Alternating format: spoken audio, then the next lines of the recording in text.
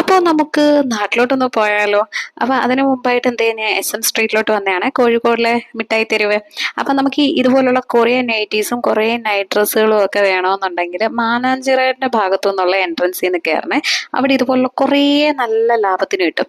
അതേ സമയത്ത് നമുക്ക് വേണ്ടത് ഹൽവ പോലുള്ള ഐറ്റംസ് ഒക്കെ ആണെങ്കിൽ റെയിൽവേ സ്റ്റേഷൻ പാളയ റോഡിന്റെ ഭാഗത്തു നിന്നുള്ളിടത്തുനിന്ന്, കാരണം അത് കയറുമ്പോൾ തന്നെ കുറേ കടകൾ അവിടെ ഉണ്ടാവും. അപ്പം ഞാനാണ് തലേന്ന് കുഞ്ഞിനോട് എന്തൊക്കെ വേണടാ നിനക്ക് ഞാൻ വരുമ്പോൾ എന്ന് ചോദിച്ചപ്പോൾ എനിക്ക് അണ്ടിപ്പരിപ്പ് വേണം, ബദാം പരിപ്പ് വേണം, കശുവണ്ടി വേണം, പിന്നെ ഞാൻ കോഴിക്കോട് എന്നുള്ള ഓർമ്മ ഉള്ളത് കൊണ്ടാണ് തോന്നുന്നു കോഴിക്കോട് നിന്ന് ഹൽവ വേണമെന്ന് പറഞ്ഞു.